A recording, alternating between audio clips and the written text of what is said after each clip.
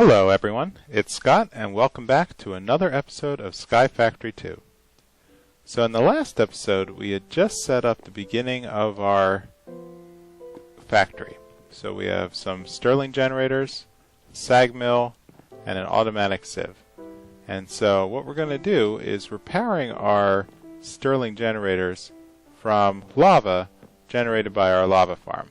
And as we covered, it's just crucibles piping into conduits, feeding tanks, and we're building additional tanks using obsidian from a stone barrel, which is fed by lava and water. So, in the short term, what I'd like to do today is build a pulverizer. And so a sag mill can only grind down material from cobble into sand and gravel. But I like working with dust in an automatic sieve, so that way I have standardized material. And plus I need a way to produce dust, so that way I can produce clay and other items in regular oak barrels. So what I'd like to do is do a little bit of work here on the actual collection of material. So the cobble generator is currently feeding a single better barrel, but I like to reconfigure this and move some of this piping. So let's just make a couple more better barrels.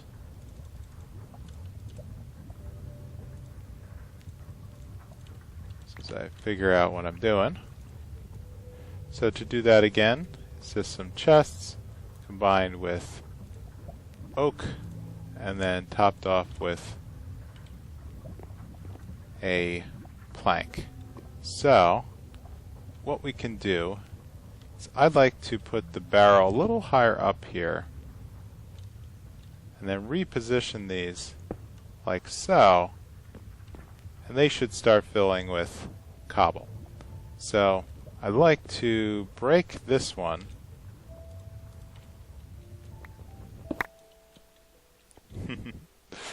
which of course is now dumping all of our cobble here on the ground,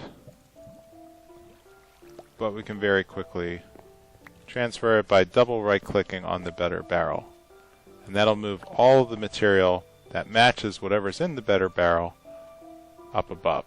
So we now have quite a lot of bit of cobble in our barrels, 39 stacks here and 30 stacks here, and I'm going to move the extractor, the servo that's powering our item duck system, just one level up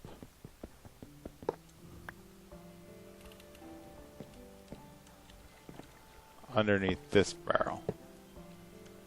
I need a servo, which again I'm going to set to not needing a redstone control signal, and that'll automatically extract. So as we can see here, that leaves us a couple extra barrels for cobble to feed into our sag mill. So to begin,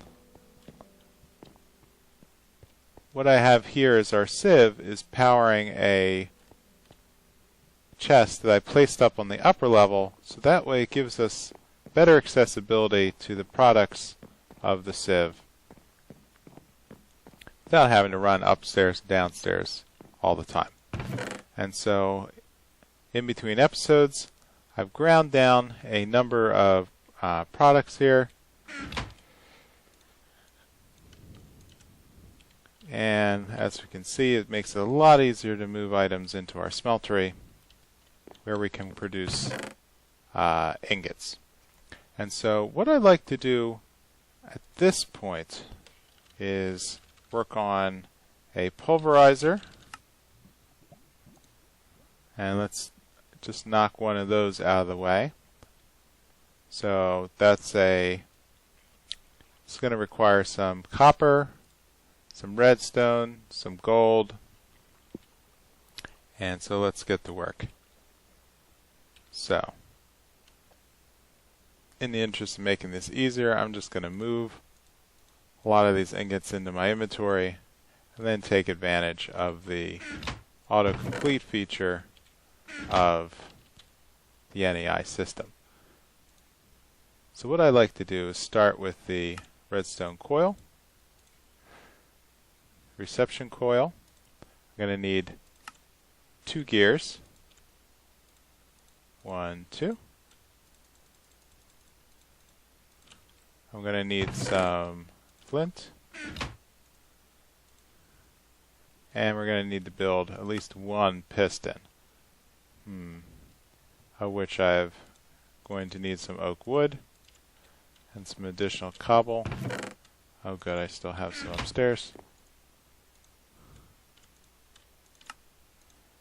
So 1 piston. And we're going to need 1 machine frame, which is going to be iron, glass, and a tin gear. For the glass, I pre-made some, and finally, hopefully, we can make 1 basic, one basic machine frame.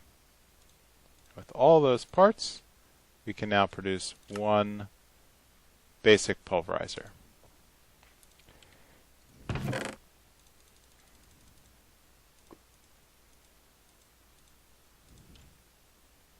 So let's move back downstairs and add the pulverizer to our stack.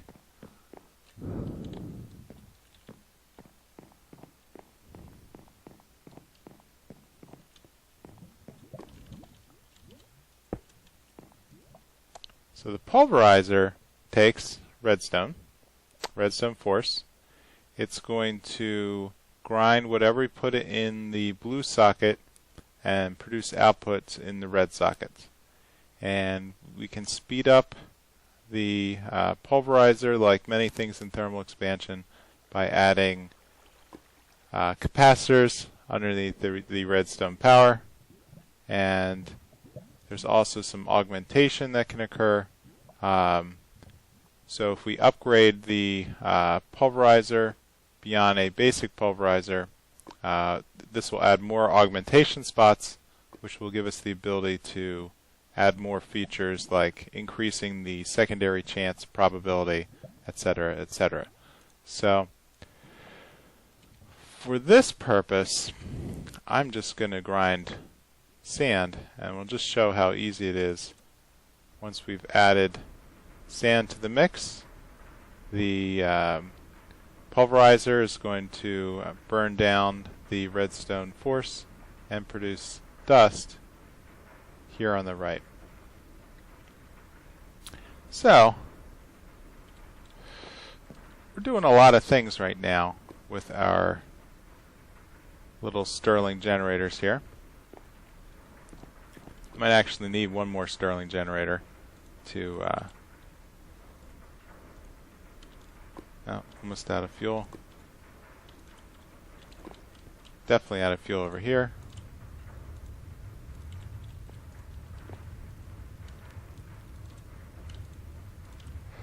So we're going to need to think about how to build a lava generator from the lava that's generated by our farm. So before we do that, we need to plan out some things. So a lava generator produces 20 RF and isn't all that expensive, other than it's a pretty big iron sink. But before we can do that, we would need to figure out how to move the RF from the generator area over to our work area. And if we're not going to put the generators directly touching the machines, then we're going to need something called a energy conduit. So The cheapest comes with Ender IO, which is just like our fluid conduit, takes binder, which is very easy to make. But in this case, we need conductive iron, which unfortunately is not that easy to make. So to make it, we're going to need to combine redstone with iron in an alloy smelter. And the alloy smelter, unfortunately, is going to need a lot of iron. So, cauldrons, there's 7 right there. Plus 4, plus 4, plus iron bars, plus a capacitor.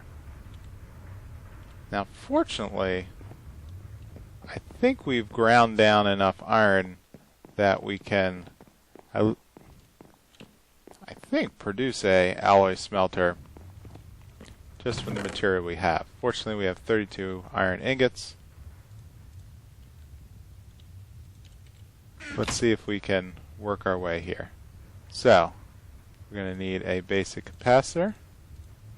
We're going to need to figure out where I left all those iron bars from the last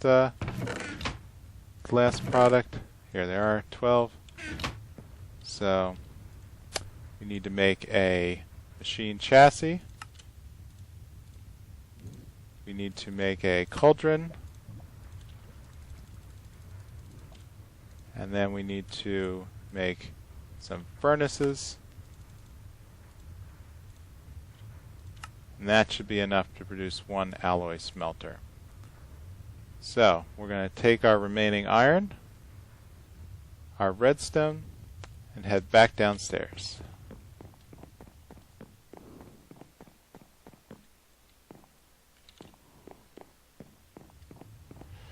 So, let's place the smelter here adjacent to the sag generator, and I'm not going to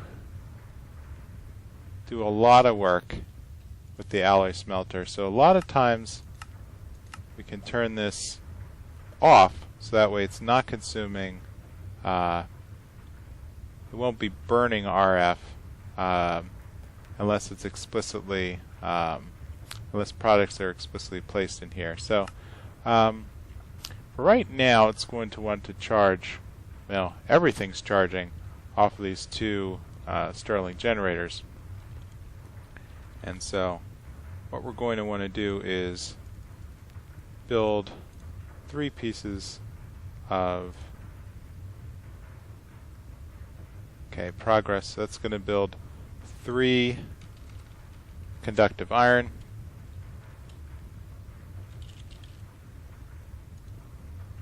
Which will be enough for 8 pieces of energy conduit. Great.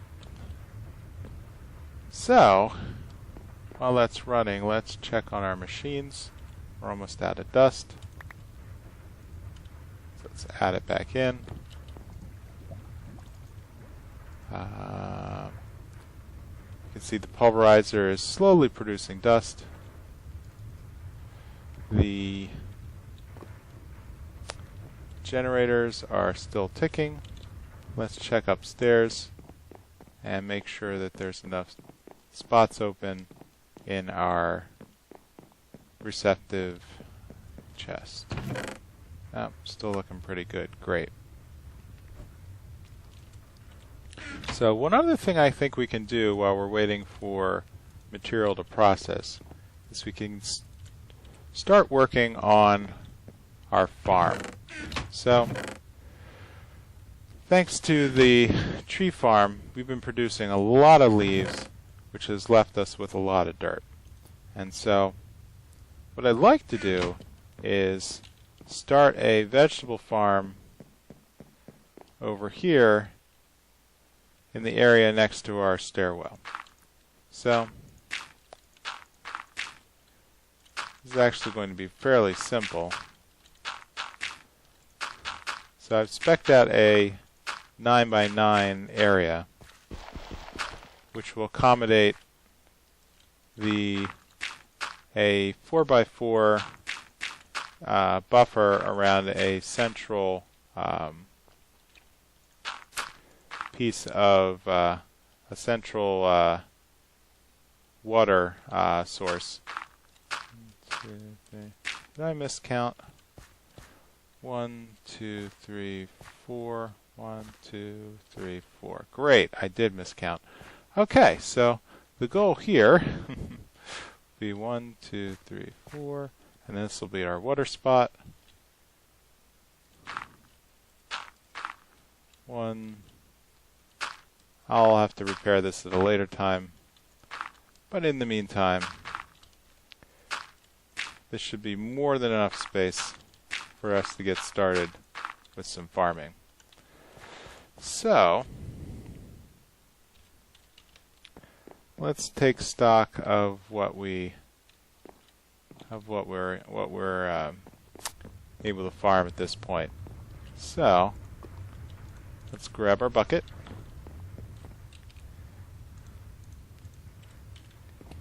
And place some water up here in the middle of our farm. And then we'll need to build a hoe.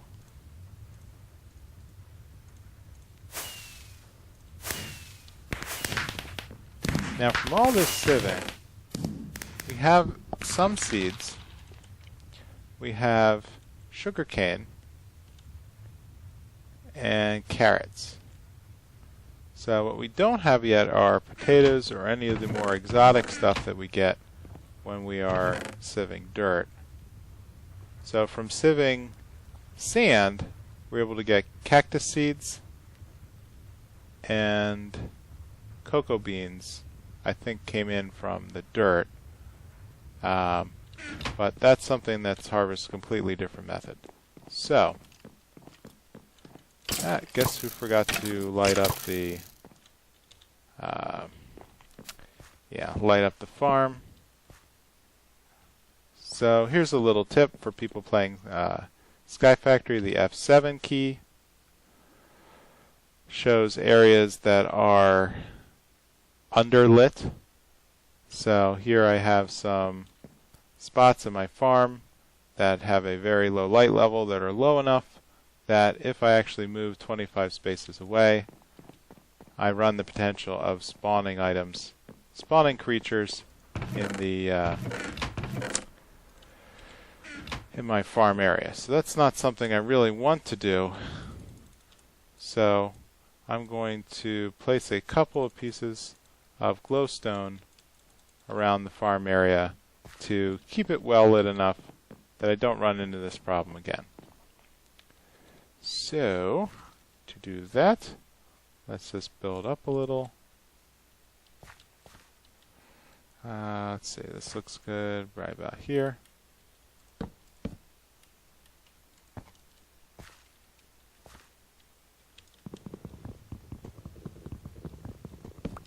And that should be more than enough light to get working. So, water in the center.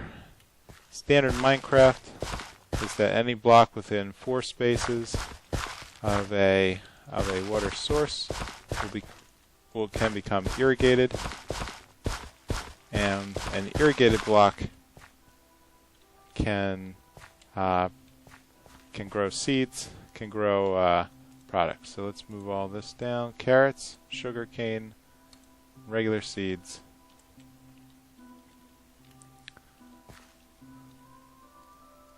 Regular seeds can go on the outside. Carrots, let's plant over here. And sugarcane must be grown adjacent to a water block. And with that, we've now begun our farm.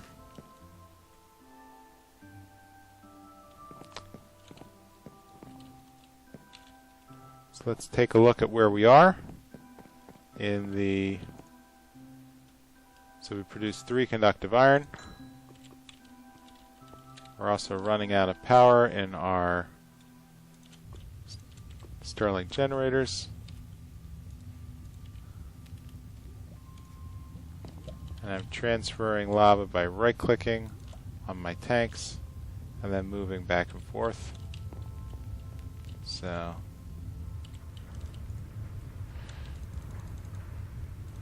Let's restock our cobblestone and transfer all of our items to our better barrels.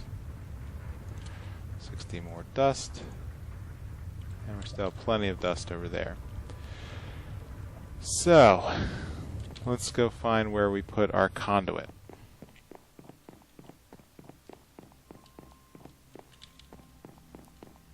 Then I think we're about ready to begin building our first lava generator. So let's grab the conduit binding. Let's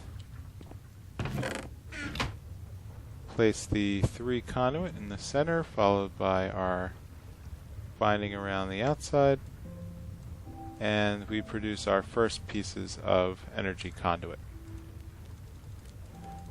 So, now that we have the ability to move the power, we can begin our lava generator. So, we can produce furnaces. We'll need a fair amount of gold and iron. Fortunately, we have enough to build a block. So with that, let's grab some cobble, move back here, and build all of our pieces thanks to NEI. We'll need our furnace. We have some redstone.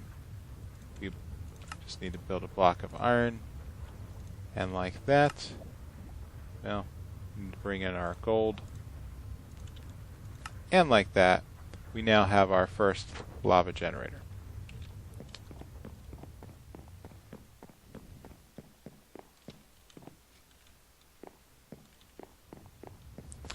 So I had planned out that I was going to put my lava generators in this little cobble patch here and wire things up and back and forth from the lava tanks, like so. So let's get our, fortunately I can just reach this chest and get our fluid conduits that we've left over from before.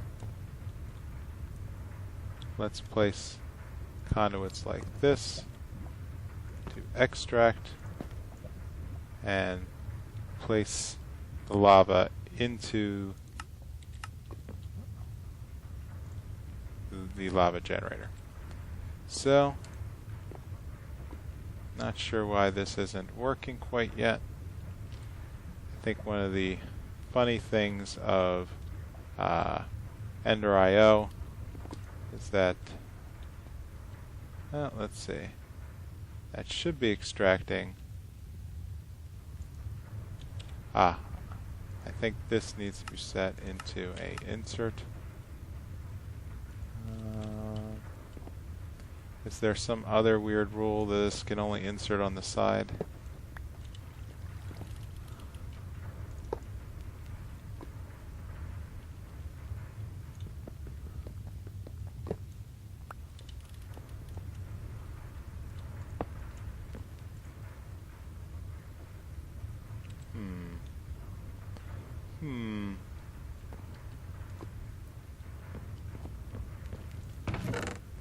When in doubt, hit it with a wrench.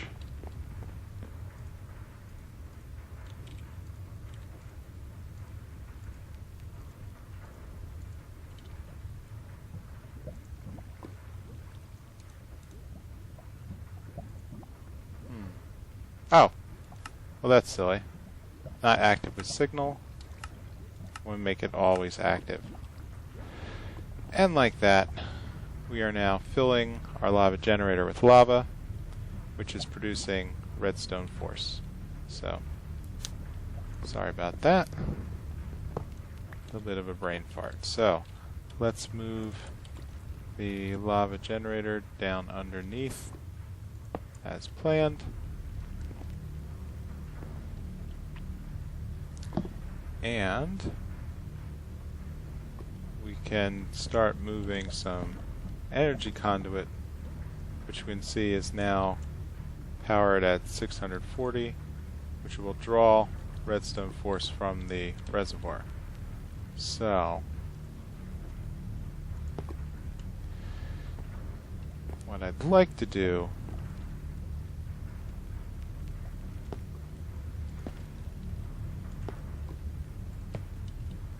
is the first device I would like to power is the sag mill. So let's move that over here.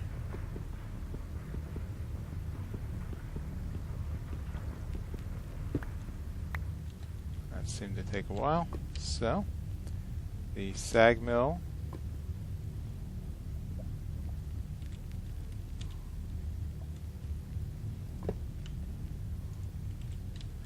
just to prove a point, let's move the Stirling generator away, and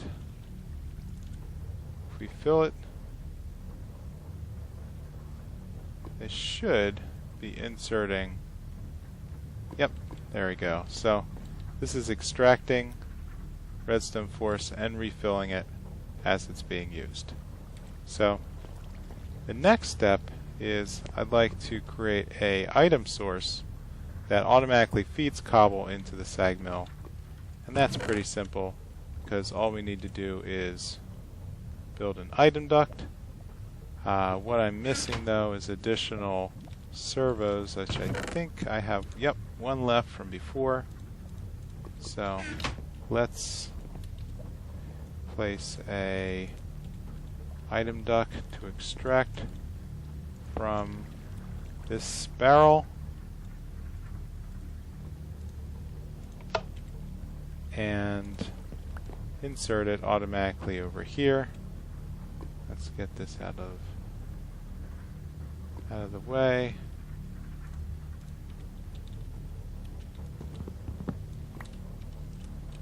And like that, we should be able to I can see this is going to be a mess pretty fast. You know what? Let's move this out of the way over here. Well, you know, and let's plug up that hole before I take a dive. There we go. Okay, so item ducts can run above. Let's put another servo here to speed up the extraction, and then we can route the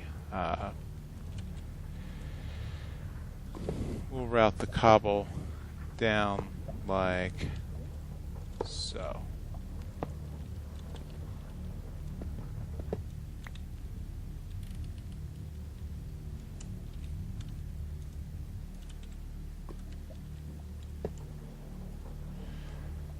So if I take this away, we can now see that cobble should automatically feed.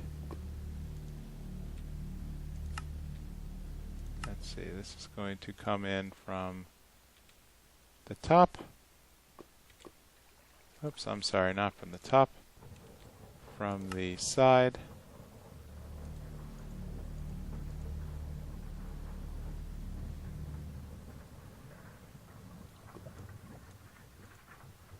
There we go. And we're pulling in cobble automatically.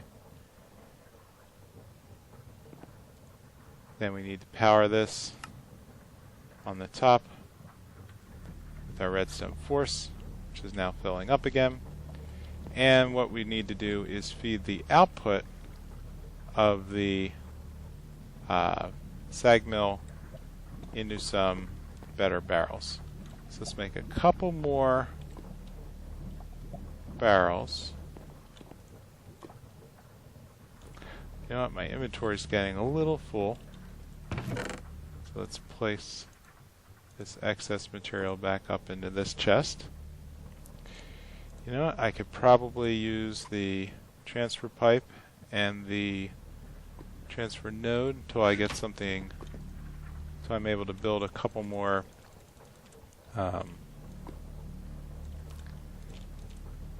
let's see, let's do 2 barrels. So until I'm able to build more servos, I find that the transfer nodes are useful for, well, there's some things that servos just don't seem to extract very well. But for now, we now have our sag mill generating sand and gravel. So I'm going to put barrels right here. One for sand and one for gravel. I'm going to pre-populate these so that way they fill properly. Gravel and sand. So sand, let's put on the top, gravel on the bottom, and we shift right click to lock it. Whoops. Now let's move everything in. Shift right click with an empty inventory in order to lock it. And then what we'll do is we will take our transfer pipe and transfer node. That should extract from the sag mill and then start placing it. Oops.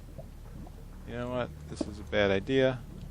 Well, actually, we're eventually going to move all this stuff over anyway. So let's get rid of that transfer node.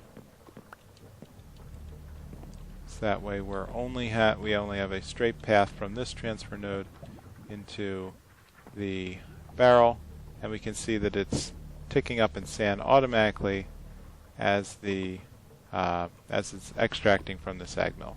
So at this point, yep, it's automatically extracting and filling our better barrel. So what I'd like to do is then feed the sand from the better barrel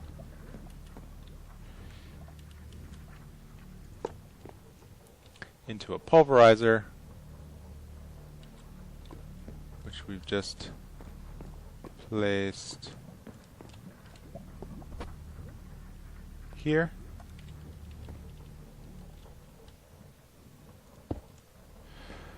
Then the pulverizer output will then feed our sieve.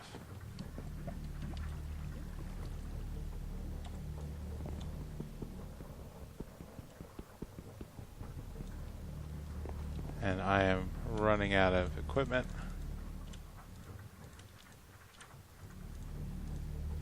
Let's build a quick pickaxe.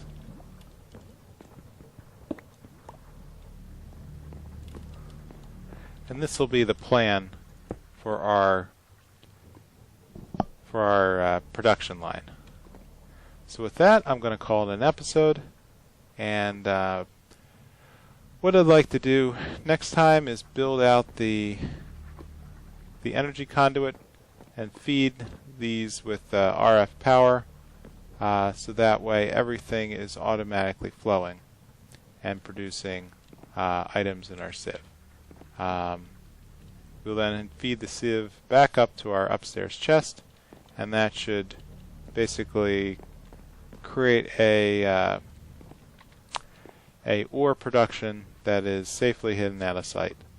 So with that, I will see you next time. Goodbye.